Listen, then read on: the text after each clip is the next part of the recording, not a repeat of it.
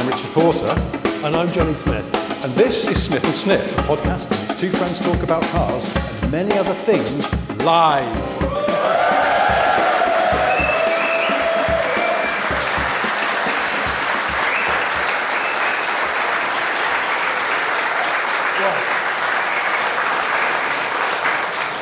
Right, I've got to point out that this morning, amongst the stress and the strain of knowing we've got to do this live today, I went and dropped one of my cars off. I'm not going to say which car.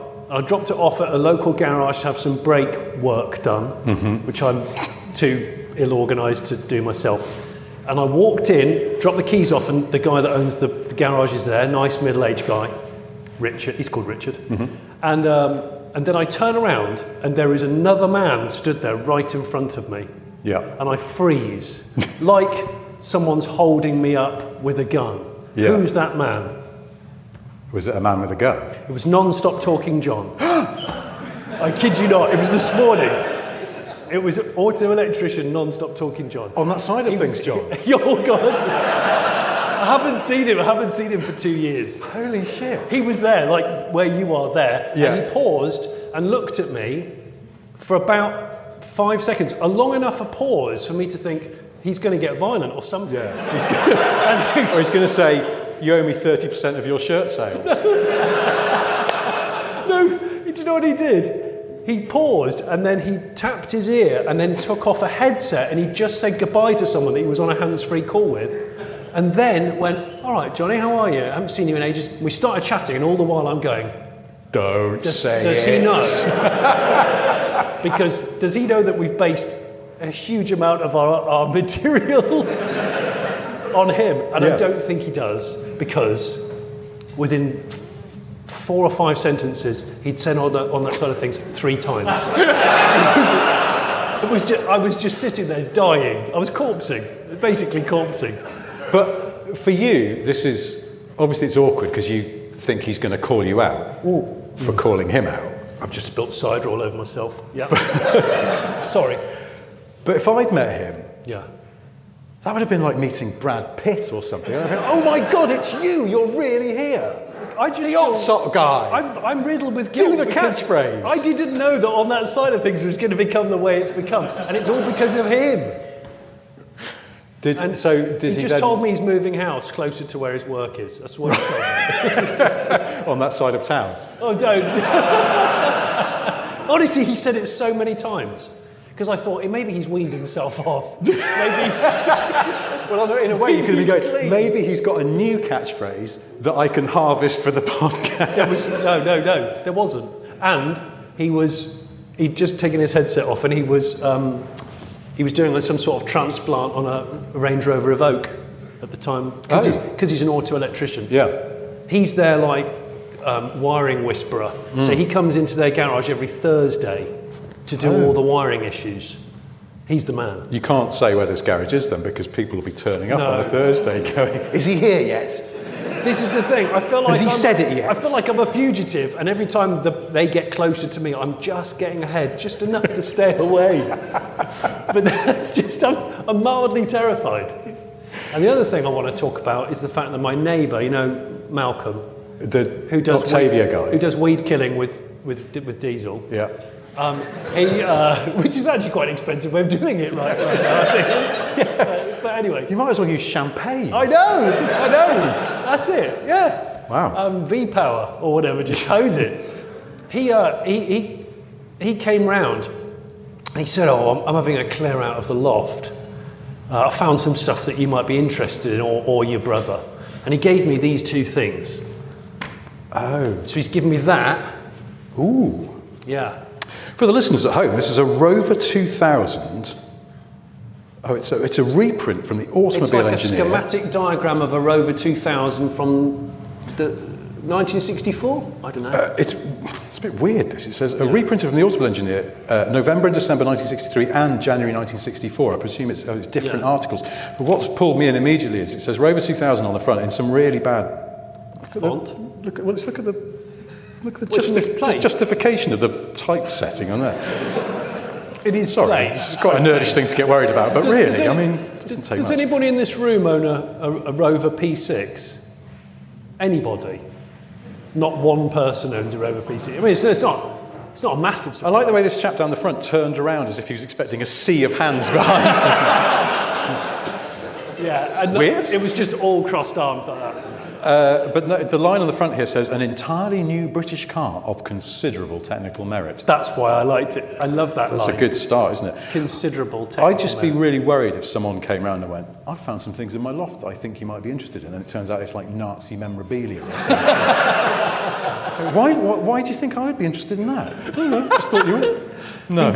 He did say, and I didn't quite work out what he was referring to at first, he said, I've got hundreds and hundreds of copies of Old Glory. And I went, I beg your pardon, I don't know what Old Glory is. Can you just, it turns out, I think it's correct me if I'm wrong, is it like a traction engine, sort of steam rally enthusiast magazine, I think? Really? Anyway, he was worried his loft was going to cave in this winter. He's got hundreds of kilos of magazines up there, of Old Glory. And so I didn't ask for any Old Glory. But if anybody in this room has an interest... These steam people, they are filthy. Some of the imagery we were going to put on screen. Don't spoil it, we might play it in later. Does anybody in this room want this Rover 2000? Well, hang on a minute. What? I haven't finished reading it. It's quite wordy as well. If They anyone don't make wants magazines it, like this anymore. If anyone wants it, please put your hand up. He's turning around again. You're in. You, sir, with the glasses. Yeah. You're in. Oh, hang on, there's two of you with glasses. This is too confusing. Perhaps Share it. a fight in the car park would sort this out. Can you come forward, please? Oh, hello. Can you do the presentation? I'm not sure I want to. Well, Oh, I've lost it. No, go on here. You can have it because I'd only read it and become aroused. This was. Thank you very much. There we go.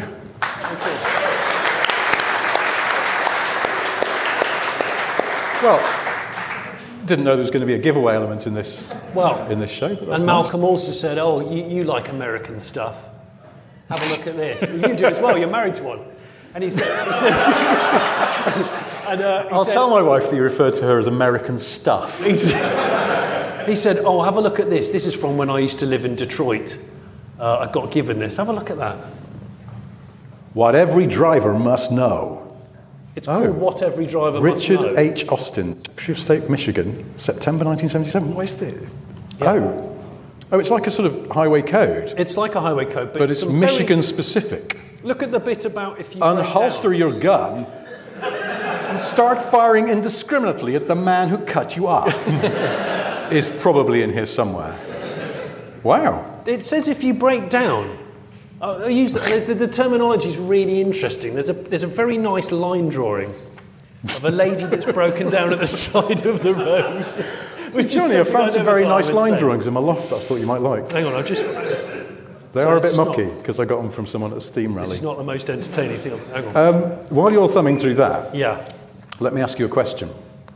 Yeah. What's the most naive thing you've ever said? Naive. Naive. Oh, there's so many. The most naive thing I've ever said. You already know it, don't you? I don't know. No, it's not a trap. I'm going to tell you something I said the other day, and I realise it's the most naive thing I've ever said in my life. Well, no, it's not quite the same. But I only realised, into my 30s, that raisins were grapes dried.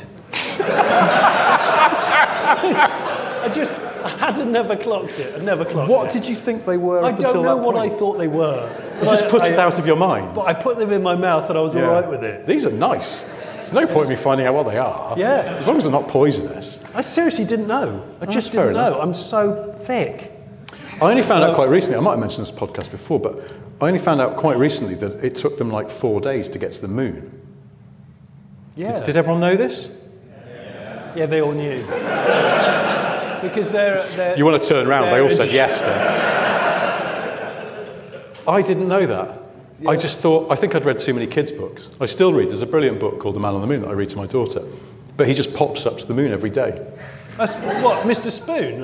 It's like Mr. Spoon. That's probably where I got the idea from. He just used to piss off up to the moon just piss like off this. up to the moon. It's just commuted. In fact, it'd be up like there. you going for a long wee and coming back in. He's gone up to the moon, parked, got out, no respiratory gear, No, walking with quite heavy feet, it seems, so not floating. no. And I don't think it was very accurate, that show. Which is why I didn't realise it took them ages to get to the moon. And I only found that out and I felt quite stupid. So anyway, the second most naive thing I think I've ever said in my life is in fact space related. I might have told you this before. I went to the Jet Propulsion Laboratory in California where they do all those Mars rovers. And they've got this room, it's probably about the size of this room actually, but very tall, like a sort of gym. And it's full of red earth, and it's where they test the rovers. They set them going, and it's got all these rocks and things like that to see how they cope. And it's got a viewing gallery above it, and they took me onto the viewing gallery, and they went, this is the room where we test the rovers. And I went, is that real Mars dirt in there?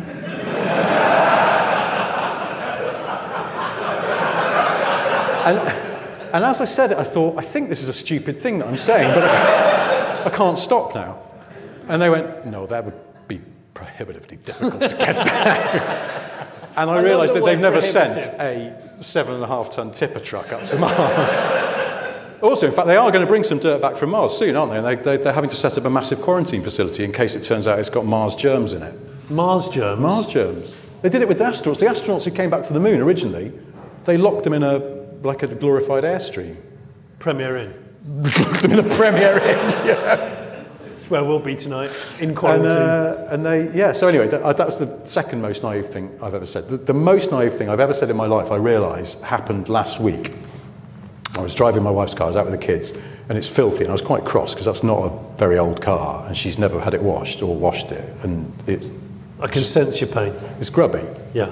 And I went, right, I'm going to take it to... But we've not long lived where we now live, so I wasn't familiar with the, car washes in town. So that was the one. It's called your drive. No, don't get me into that. But I can't get a hose out the front. You need a longer hose. I'm working on it. There are various technical problems. Let's not get bogged down in those now. On my very steep drive. One of the technical problems is the water just all running away. And it's not an excuse, is it? Anyway. So there's a hand car wash on.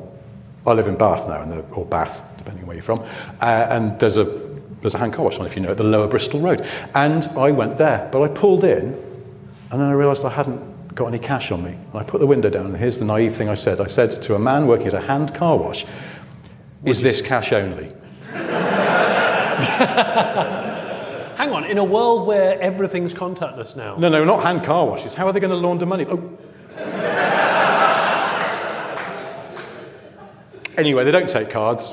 They never take cards. What did you do? Well, did you rummage around under the seats and find like £8? No, because it's a new car. You're going to have to own a car for at least 2 years to get £8 of change building up.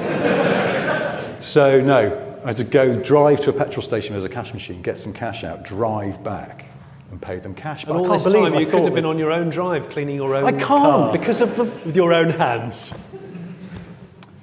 Don't get me started. When you come round to my new place, I will show you the problems I've got. Okay, they sound massive. It sounds like a sort of a blues song. Yes. The Brams I got. My hose don't reach. Da, da, da, da. Haven't got There's no side access. Da, da, da, da. So there we are. Oh, well, I was going to say something else, but I can't remember what it was. It'll come to me. In the meantime, just want to read an extract from What Every Driver Must Know from the Secretary of State, Michigan, September 1977.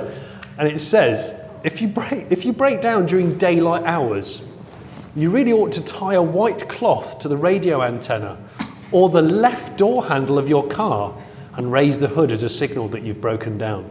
Now, does anybody ever do that? Has anybody ever tied a handkerchief to their door handle? It just sounds like a sex manoeuvre. Do you not think? It's nothing to do with breaking down. It's saying, oh yeah, I'm in that lay-by, the one where all the truckers go. Yeah.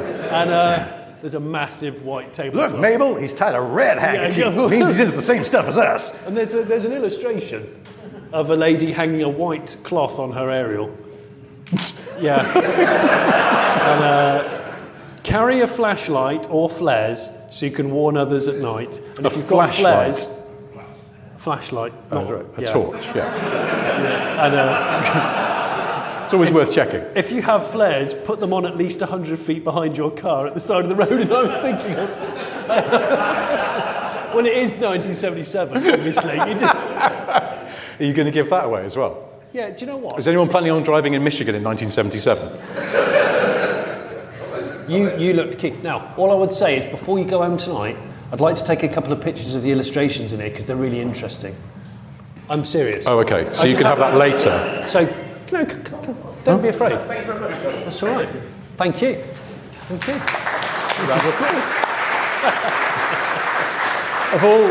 Of all the things that I thought might happen tonight, it turning into a sort of crap game show is not one. Don't thank me, thank Malcolm next door. Bloody hell. It reminds me, the flashlight thing. Because I just remembered, I was thinking, so ages ago, I was... It's a game show, flashlight. Yeah. Got to put your hands into a box. We're not doing that tonight. No, we're not. No. Not yet. Part 2. It's one of those things where you kind of go, is this a real memory or did I dream this because I'd eaten a whole wheel of cheese before bed? I was going to be interviewed on BBC Radio Berkshire by Anne Diamond. What? To promote a book. So I know it immediately sounds like a dream. This is partridgeism. Yeah. This is a partridgeism. Me and Anne. Great Anne gal. Diamond. Consummate professional on the radio. Consummate. I was going to plug a book, so I'd been asked to go on BBC Radio Berkshire, the Anne Diamond show in the morning. So I was driving down there, and I was almost at their studios, and I really needed a waz. And I didn't want to do that thing where you turn up and immediately go, "Hi, nice to meet you, can I have a piss, please?" Yeah, I have to apologise to Morgan, because that's what I did this afternoon. Unfortunately. I said to Matthew, I said, normally, when I'm being extra professional, I'll pull over in a gateway near the destination. Yes. So because you want to rinse your kidneys before the event. Yes. Always. So I pulled into a lay-by on a sort of B road going through some woods. White handkerchief on the door handle? It was just litter that got caught on the car. Officer. So I thought I was good woods. So I just sort of dashed in, went behind the sort of nearest big tree, and there on the ground there was just an empty packet of a fleshlight. What? I thought you were going to say a couple eating a picnic. But they were wearing camo, so it was too late by the time I realised. Yeah, like hunting and fishing. Yeah. But you'd already committed, and it was like small conversation, small talk. No, there was a flashlight packet on the ground. I was just like, oh God. Awful. What if the person who's opened this packet is still in the woods? And what if they've worn out the flashlight? It's a very weird situation. Yeah. But again, I feel like I'm describing a dream, mainly because of the Anne Diamond bit. Well, I know this podcast is traditionally all about cars, as you all well know. One thing I'm very curious to know is, does a flashlight actually work as a torch? Because just say if you want that as well, you have to get the Swiss Army flashlight. John, it's also got a thing for opening a tin. Opening a tin. Because I'm just thinking, let's say it was in the glove box of your car most of the time.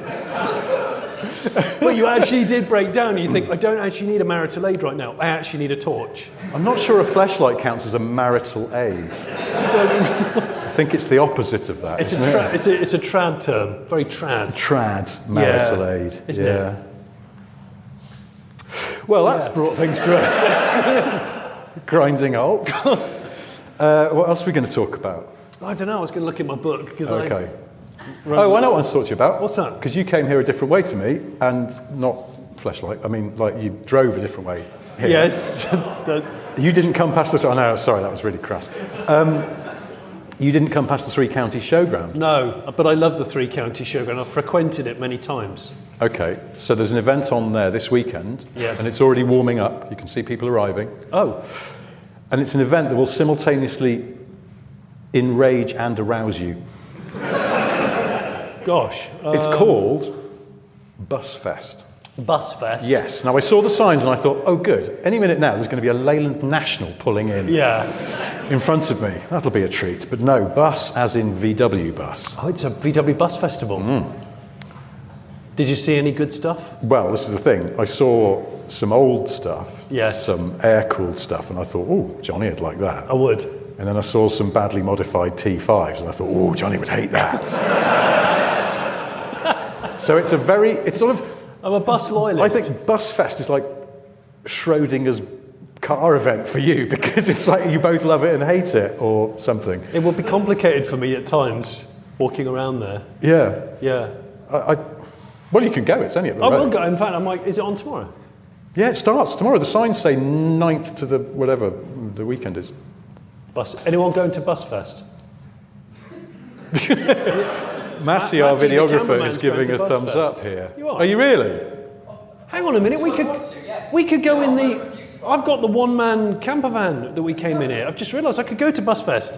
But that's a van. You've got a Caddy California, right? I've got a Caddy California that I'm borrowing, and it sleeps one. Well, 1.5. It's definitely not a double bed width. It's. Given your previous with Volkswagen Californias, have you remembered any clothes today? Or have you in fact just bought like a bouncy castle, but no change of underwear? Yeah, I know. As is your style. I did bring clothes, and it's actually, we're filming with it next week, but I thought it's just a great thing to bring along. But I seem to have stumbled across a Volkswagen Bus Festival. If I turn up in that... Do you think you'd be allowed? I mean... No, I might not be allowed in. It's not really a bus, is it? You sort of look like a bit... It's a bit like turning up to a club in the 90s, which says smart shoes only. You might remember these, listeners. But you turn up in like very smart trainers, which don't quite look like trainers. And you're just hoping that the doorman's not paying attention. You don't want to get into a dispute about what trainers are versus what smart shoes are. You're like, listen, mate, all my mates are already in there. They're 4 pints in. I just want to get in. Come on, let's do this. I've got my Ben Sherman shirt on. Rock and roll. Social media's in 5 years is coming. Let's just get this done. That's what I'm thinking. I had some trousers that they were kind of jean cut, and they were always bouncer bait. You're not coming in them jeans. They're not jeans. Yeah, they are. No, they're not. How do you know? We're just going to stand here all night. And then once a bouncer went, "You're not coming in them pants." I went, "Pants? How can you see my pants?" Didn't get into the club that night. Did you not? It's amazing. Apparently, Mancunian bouncers don't like smart arses. Which is why I very rarely got let into clubs in Manchester. Well, you've never been to a club in Manchester. Never. You've tried The many Hacienda. times. Oh, I've been turned away I've from stood there. outside it for hours. Still trying to get in. Now, I've written down here, the Acropolis Rally. Do you remember I messaged you the other night? Yes. Now, if any listeners are interested in World Rally, which I'm sure some of you are, every time I read the Acropolis Rally, I see it written down, I keep thinking of Acrimonious. And I think, no, the WRC Acrimonious Rally. What on earth would that involve? How would that pan out? And then I messaged Rich going, I've got to talk about this, because I can't seem to read Acropolis. My brain won't allow me to. It has to read Acrimonious. But isn't the Acropolis also it's an area of Greece? Yes. Where people are always falling out? Well, clearly. But this is how the Acrimonious Rally works? It's a driver and a co-driver who don't get on anymore. Yeah. That's exactly what it is. Because they've had to share a room for too long. Yeah, they work them up in separate rooms before they get in the car. They really annoyed them. They said, "Hey, guess what? Ari Vatanen says that you're a thimble dick." Yeah. Oh, did he now? Did he? Right, we'll soon see about that. Oh, right. So flat right. That's going to be flat left, isn't it? I need to. Go on then. Definitely no gate. That's a good point. No, I can't get in the car. I've got to go and see Henry Toivonen and have it out with him because apparently he called my wife a slag. There's no time. The rally's starting. You're just going to have to sit there seething on your little cat basket, very low co-driver's seat. Why do they do that? They always sit on the floor, don't they? Oh, it's terrifying. But it's also the drivers sit really high in modern. So like a WRC car, the driver's like... And the if he's going to roll the car, that's what's going to happen. I need to go over there to balance it. Hang on. Well, no, but you've got to sit on the floor. Oh, because you're the co-driver. Okay, hang on. I'm Terry Matty Flapper-Lapper-Loven, and you're called Bob Scott, because for some reason that's what co-drivers are always called. So hang on, So I'm the co-driver. Yeah, and you've got a really like monosyllabic British name. And what's the height of the dash? Because that's Oh, important. the dash is here. But So hang on, I'm just looking at the wiring loom under the dash. Yeah. Okay. You can see the fuse box. Okay, fuse box. And You're there's a going, fire I hope I don't extinguisher. touch that with my feet. That would be really annoying if I accidentally switched off the alternator or something.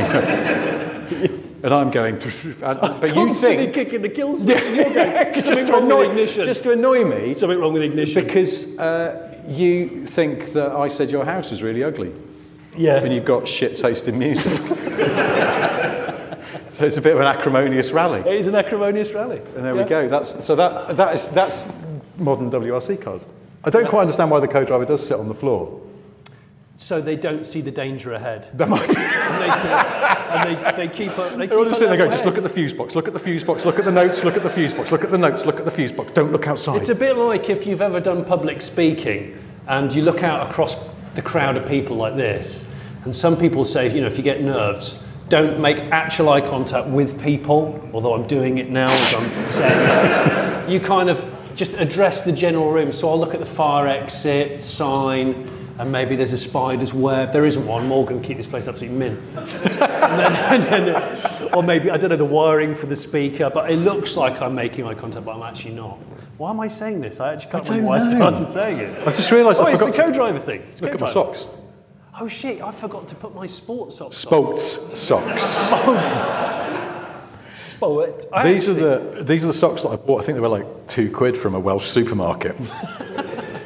And they're surprisingly nice quality. They're actually You cotton. know what? They're really wash comfortable. well. They do machine wash well, I have to say. I thought mine were going to go from, you know, that extra large to extra small in one wash. But they didn't. Doll's socks. Excellent. I need some of those. Yeah. You know those people that buy children's shoes to put on the rear view mirror of cars? Have you ever seen that? Yes. What's that about? Is it their own children's shoes, or they've gone and bought children's shoes? I don't know. No, I'm scared of that. I don't Because understand you get the it. people with boxing gloves, and it's like, I like boxing. Yeah, Children's that makes sense. shoes. What are they like? Yeah, that's not right, is it? No. No, I don't, unless that's unconvicted. I, It's not right. It's wrong. I don't like stuff hanging from rearview mirrors. Generally, is no bueno. in my book. I have offended. In fact, I've got some cars with things hanging off them. No hibiscus Oh flowers. yeah, you have, haven't you? The Dodge has got a cowgirl on a swing, Yes. clothed. And it's true. I mean, it's tasteful. I bought it from the States. As opposed to what, like? Well, because, you know, New it's Zealand. the home of cow people. Oh, I see. Yeah. Cowboys and Cow girls. people. Is it not? Is it that's where they're native to from? Yes. Yes. Okay. Do you know what I've written down here, and I don't know why? I've written down exposed JDM oil coolers outside the grill. I find this a little bit offensive. This is, you know, it's the 70s or maybe 60s racing style of putting the thing outside and the big pipes. It ruins the look of the car. They just ruin it. It's totally. Don't you ruined. think it looks sort of attractively industrial? No. Okay. What, like one of those Mitsubishi air conditioning units that are always on the outside of buildings? Yes. It's like putting it on the front door of the office. And you have to see it every time you open it. What the bloody hell's they put it there? Why don't you put it around the corner? I don't know, just put it there. With all the pipe work going up over the door. You know, No, I don't. with some pidgin English on it, maybe. I'm going to need some time to let that bother me, but at the moment it doesn't. So It's usually on one of those really expensive early Skylines. yes. I wanted to call it a Hakakatsu, but it's not that. Hakkasan. Cats. That one. Hakkasuka. That's a $100,000 car now. Might be even more since I said this. And it's a really nice, it's a really tasteful car. And they are quite tasteful, aren't they? They're quite understated now. It's a bit like, say, if you split your trousers and you weren't wearing any underwear, and a bit. Now you've got a pipe running around the outside. There's stuff external. There's some stuff external which should have been internal. And it's now. So what you're saying is the people who own these cars should just tuck it back in. They do need to tuck it back in. There's a bit of gristle on the front grille. That's what I'm going to say. I suppose if there's room inside, then there's no reason for it to be outside. But is it? I'm talking about the cars, although obviously it applies to the other thing. But I just don't. I mean, awful. But what is the reason? Is it because it is more functional outside? Because it's going to get more. But it's also more vulnerable. Yes. Because it's a bit like if, let's say, one of my testicles was hanging out my trousers right now. We're back to that again. And then we started to play full contact rugby. You're in a more vulnerable position. It depends which rugby club you're at. You're just inherently more vulnerable, right? Yes. Oil cooler being right out the front with no gauze on it. No, that's true. No I mean, it's shielding. going to get a lot of. You know, one little flinty type stone could end your Yeah. race. Just saying. Yeah, no, that's a fair point. Am I speaking absolute bobbins, or is this making sense? I don't know. I don't know anymore. I don't know. I need to say thank you to Forward. You can we? After three. 1, 2, 3. Folds. that was amazing. For lending us, they lent us a grey transit van to bring a grey transit van. Oh, sorry. They lent us a grey transit van. It's over there to bring our humble merchandise to this event. So thank you to Folds for that. Make it sound like you sort of a shudder went down your spine as you said it. Folds. Yeah, so that's, and thank you to Lisa and Taylor and Matty and my dad over there for coming along and helping out. Johnny's dad. Dad's over there, look.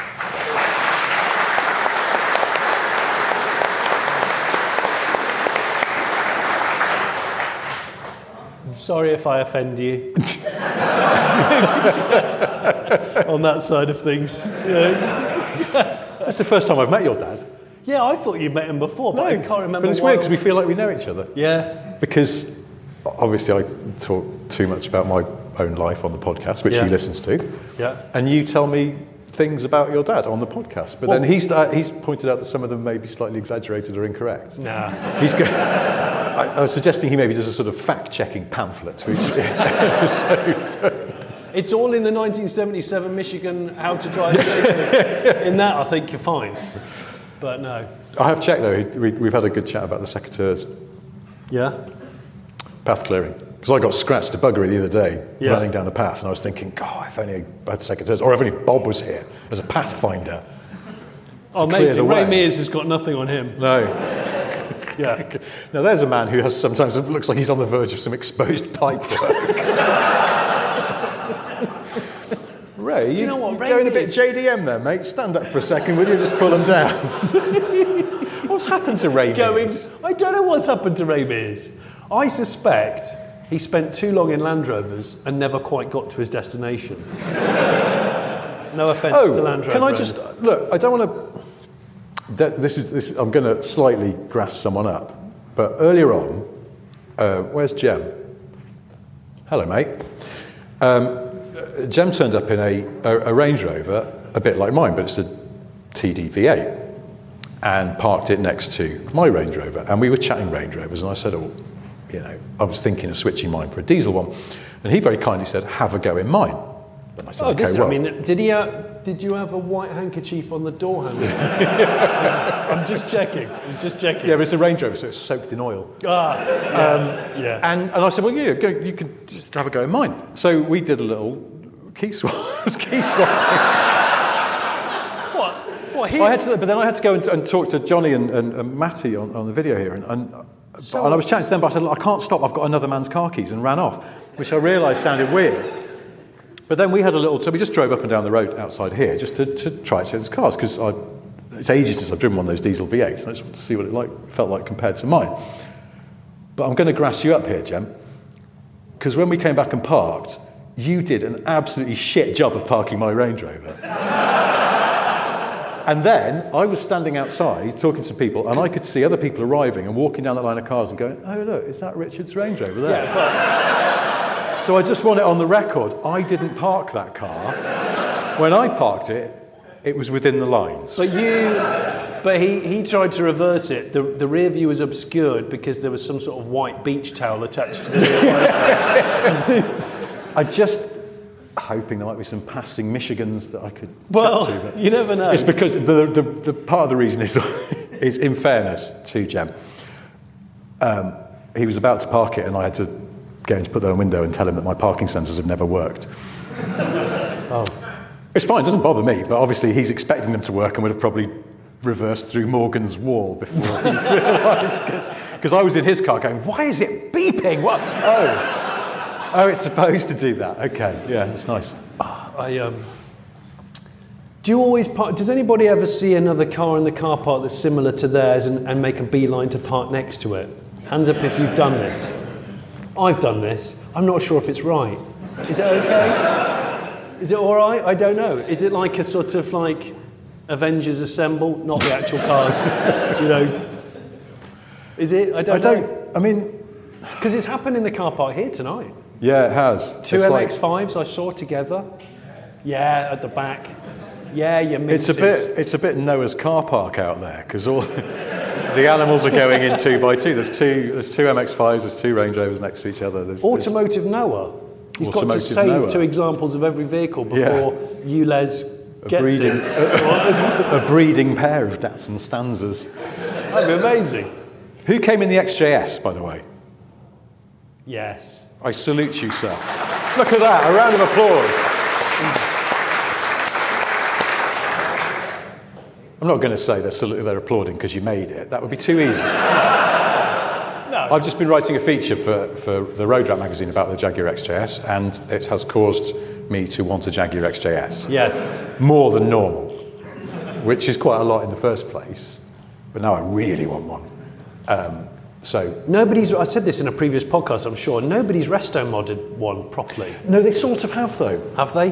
Well, no, there's that guy who's got one. He's on Twitter, Luden Automotive. Ah, yes. And he's sort of, not quite resto modded, but he's kind of like done kind of contemporary racer style with big flared arches. Yes. I saw it at Radwood. Did you? And then I saw it on the way home from Radwood on the verge with the hazards on. Did you? Did you really? And I'd never met the guy. I didn't get a chance to talk to the guy whose car it was, but I was talking to his friend, who's the Tacoma T-shirt guy. Yes. And he was talking about the car and we were standing by it. So I saw it, presumably conked out on the verge near Bicester. And my first thought was, oh, I should pull over. And then my second thought was, and do what? The guy seems to own a garage. My next door neighbour does, remember, who's, if I'm struggling with a table or something on my own, he'll stand next to me and point and go, that looks like it's really heavy. And I'll go, thanks, Malcolm. Cheers. Is it as heavy as that chair over there?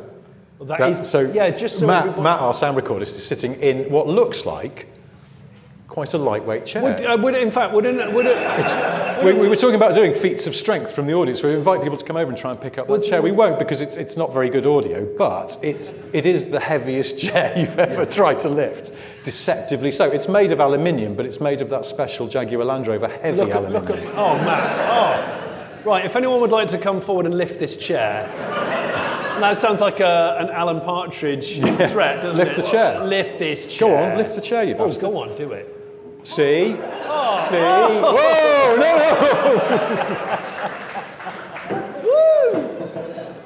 no! Ladies and gentlemen, Jeff Bezos.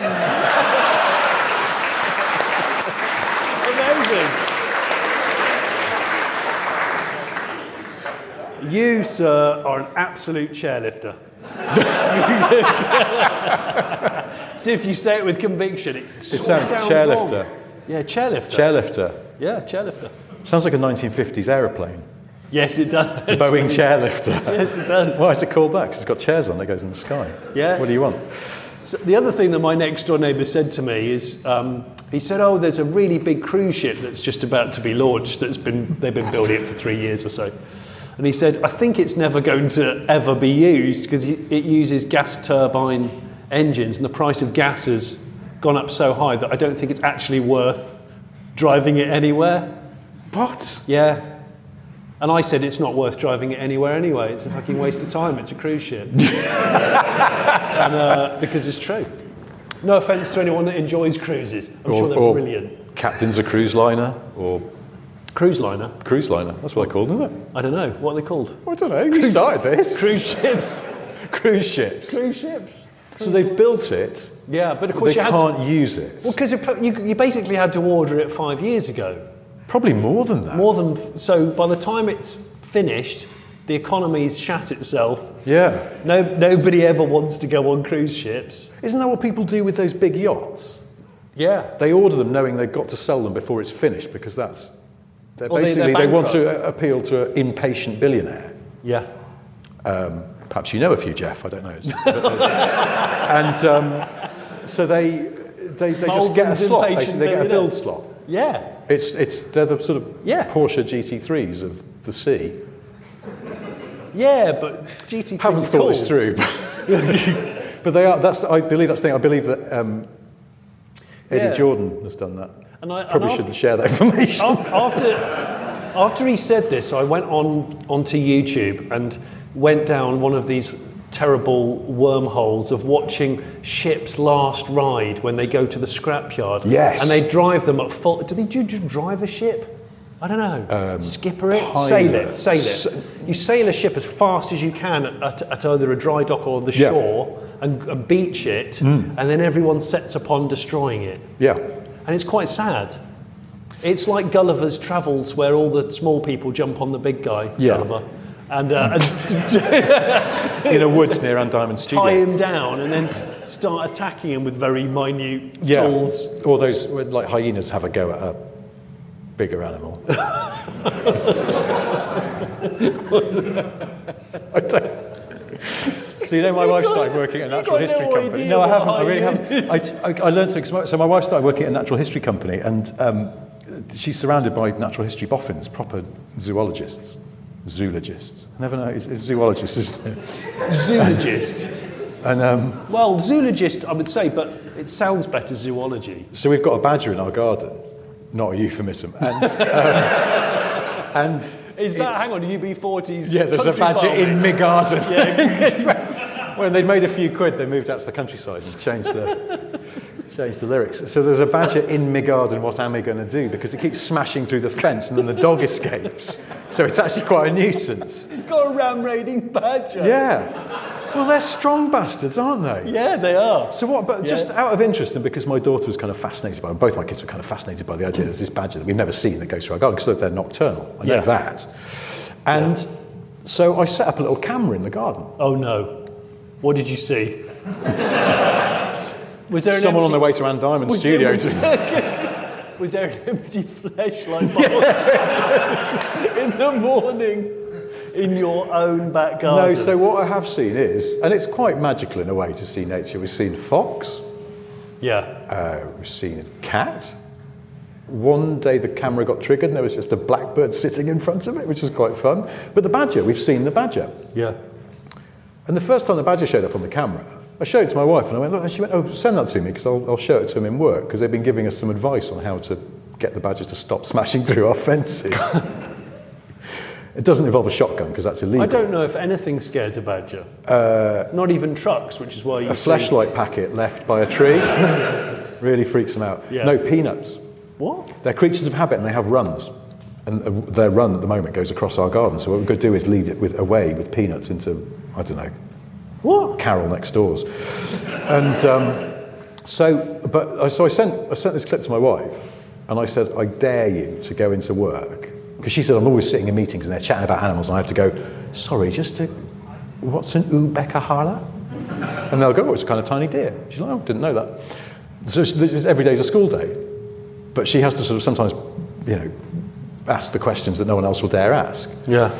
But I said, I dare you to go in and go, oh, can I show you this? We've got a really weird looking cat in our garden. She didn't. But she did go and show it to them. She went and showed it to this guy who's like a huge sort of boffin for natural history. No shits were given. Well, no, he just went, yeah, it's a badger. Well, yeah, we know that.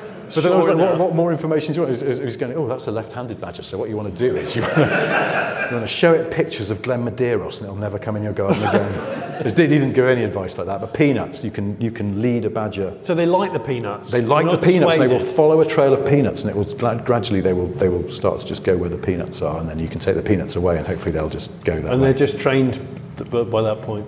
Apparently, how to train your badger Again, not a euphemism. Now, I had a thought as I was coming here today in the one-bed camper, and I thought to myself, I don't think anyone in a Morgan has ever experienced road rage. I just think it's probably impossible. Do you think?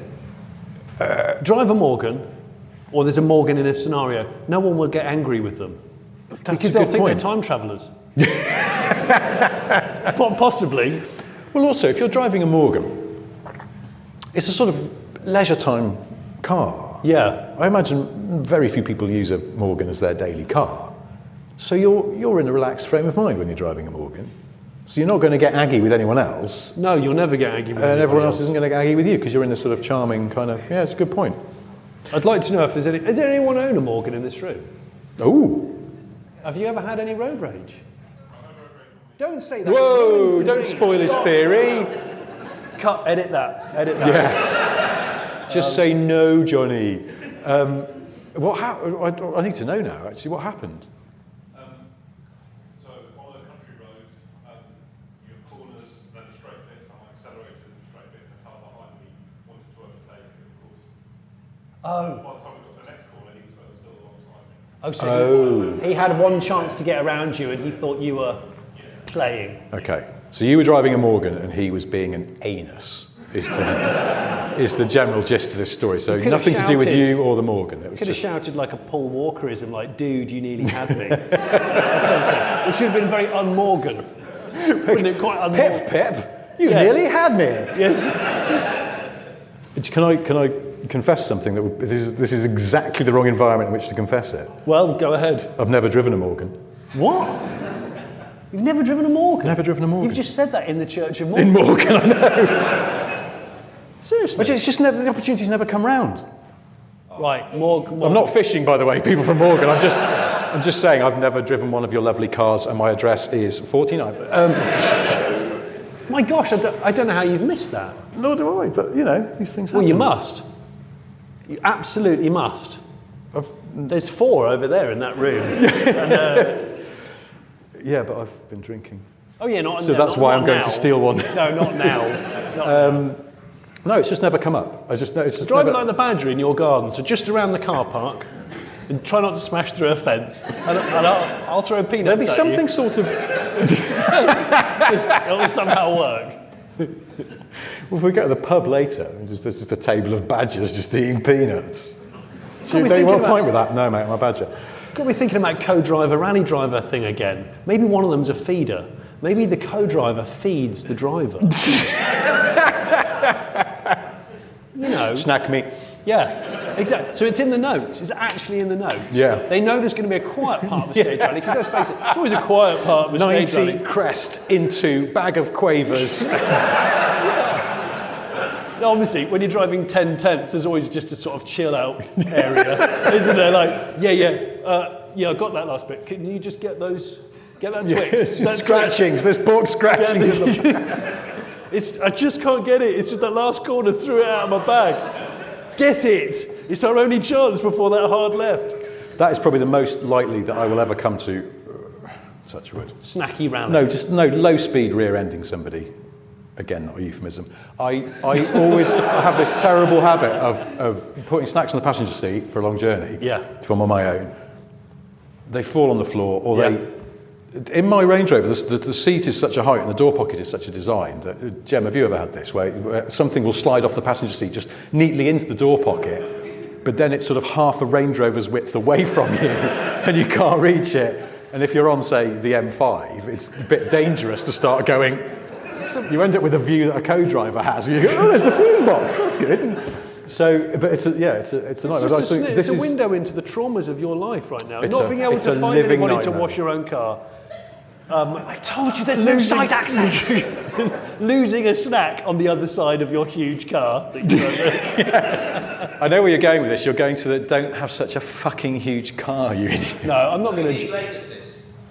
Yes. Lane assist? Yes. I don't have lane assist. Or maybe I do, but it doesn't work. I don't know. No, I'm pretty sure I don't have lane assist. They could remarket lane assist function as a sort of tracky snacky. So you press it, and you know you've got a window of, I don't know, let's say 5 seconds before it goes mental for not putting it in work. And you can dive into the passenger footwell. Shit, there's the twiglets, right? Brilliant. Grab them. But that's it, you've got definite, for safety reasons, you've got a window. Yeah. And it does motivational. Get it! Go! The Twix is down there! If you've ever seen The Crystal Maze, Richard O'Brien, not the other guy, because no one remembers him, and 10 seconds before the person gets locked in, Richard's really, he's really fighting their corner. Come on, you must get out! I've got to close it. He doesn't actually have to close it. He could just go, oh, fuck it, I run this show. Just get out, come on. 3 more seconds, it's there. Right, come on, let's go. But anyway, today, I'd got my bag. Jem saw this, because for some reason I hadn't put my bag in the boot. And the reason I hadn't put my bag in the boot, actually, I didn't mention this to you, because I think I could see Jem looking at me going, why the fuck's he put his overnight bag in the front passenger footwell? I will tell you, there were snacks in the end pocket. Oh, guys, you've paid to listen to this. But you're free to leave at any time. Snacks in the end pocket. I was waiting for some traffic lights, and I thought I'll go. But then it was like, oh shit, I can't. No, I can't. And then we stopped. So in fact, I pulled over. You pulled over to get a snack out of your pocket. So my wife bought the kids those. What are they called? Like mini rolls? Yeah, Cadbury's mini rolls. Cadbury's mini rolls. I haven't had those for years. Yeah, they're amazing. My children don't like them. Food. Children don't like them. Anybody had a mini roll this week? Anyone had a Cadbury's mini roll this week? Excellent. Did you steal it out of my Range Rover? Excellent. That's 4 of us. Wow. That's 4 of us. Any of you go for the raspberry filling? What? I did. It was amazing. Yeah. There's you a can't have 2, one. you've got to have at least 3. There's a raspberry one. Yeah. Right, so what happened here is I pulled over, I got it out the end of the bag. Mm-hmm. We're good. Pull out, I'm on my way. Yeah. I'd opened it, I sort of just ease it up the packaging. Just seriously, with the white handkerchief on your door handle and everything. But they've been in the cupboard. I think probably because my kids have gone in and gone, what are these? And squeezed it. Seriously, They've fractured the outer chocolate casing. So then suddenly chocolates. So you're in that situation where, particularly because my car's got light-coloured leather seats. This is just Alan Partridge, isn't it? All this is. It's just Alan Partridge. Anyway, I was driving here thinking, I hope I don't go to our first live podcast recording looking like I've shat my pants. Well, it's okay because I've split my trousers. You split your trousers. I can't. I love mansplaining, and it's just not a possibility for me at the moment. I'm afraid. We're getting a signal that this is about our time. Oh, is it? Yes, it is. I've got to wrap this one up. Yeah. Oh, shit. We have. I'm going to read this last bit. Oh, go on then. I dare you. Yeah. Because otherwise I won't know what I'm saying. God, it's a very slippery seat for me tonight. I keep putting my back door right to the end of the chair. Yeah, they are a bit. And then within slouchy, 3 sentences, I'm back down here again. I'm going from sort of Renault Modus to Capri 2.8. I've gone full Maserati Marat. Yeah, it's like this. And I'm really trying to maintain some sort of core fitness. It's hard, isn't it? I know. It's don't slouch. It's not happening for me. Right, we have got to wrap this up. Yeah, we've got to wrap part 1 up. Yeah. Yeah. Go on. Do I need to do it? I just had a swig of beer and I just got a little burp. Got a gassy burp. Yeah. Professional as ever. So, before we go, I've got 3 things to tell you. They are 1, Johnny has a solo YouTube channel. It's called the Make Fake Cakes with Drake, Blake and Jake show.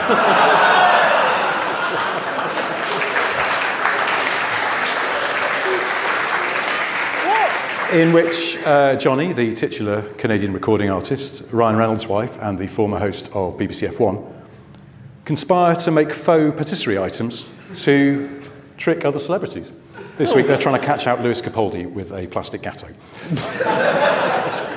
If that's not to your taste, because it's bollocks, there's always the Late Break Show. Lots of excellent videos about cars and people who love cars on there. Oh dear. Second thing I've got to say is thank you ever so much to Morgan for hosting this. We really appreciate their generosity and the use of this wonderful space here. And also thank you to Lisa, who's the sort of organised part of this operation, because we are not, and you probably got that vibe because before we came on at the start of the recording, you'll notice that we came on from different sides, not for showbiz reasons, just because I'd gone for a wee and he'd got my beer from the bar. So thank you to Morgan, thank you to Lisa. We've got merchandise if you want to buy any. Say that when we finish this bit. And the third thing I've got to tell you is that Cherry's chocolate oranges are made in Strasbourg. What? Why did that again? It's true. Since 2018, Terry's chocolate oranges have been made in Strasbourg. Since 1918? No, 2018. Oh, 2018. Well, no. Supplementary bit of Terry's chocolate orange information. Oh, gosh, yeah. The Terry's chocolate orange and the Mars bar were invented in the same year. Guess what year that was? Terry's chocolate orange and the Mars. Any guesses from the room? 1950s. I'm going to say 50s. Anyone? 1980. 1918. 1940. So we're talking wartime here. 1932. 32, pre-war. What a year, though. For chocolate. Terence Trent Orange. Terence Trent d'Orange. Yeah. I absolutely love Terry's chocolate orange. The dark ones are just... Yes. They're the ones. Oh, they're filth, aren't they? They're do one in one sitting. Just absolute confectionery smut. Yeah. Yeah, it really is. In fact, this Christmas, I'm going to eat at least 4 of them in one day. Yeah. And then I'm going to regret it, and I'm going to take myself for a long walk. When you do, say, thank you, people of Strasbourg, for blessing me with these bounteous gifts. Yeah. And then I'll wean myself off that path that I smash through the same fence every night. Because you know it's me. You know but you also know that I love peanuts. It's weird. The badger's left a note saying, can we leave dry roasted ones in future? And maybe a can of lager. Yeah, exactly. Okay, well, anyway, that is that for this. But thank you to everybody in the room for coming to this. We really do appreciate it. We were nervous that we'd put the tickets on sale and everyone would go, you know what, just not that bothered. Sounds a bit shit, I'm not going to go. And lo, we have proved your suspicions right. But we thank you for coming all the same. If you're listening at home, thank you ever so much for listening. Yeah. And we'll do this all again at the same time, same place. Until then, goodbye. Bye. Love you.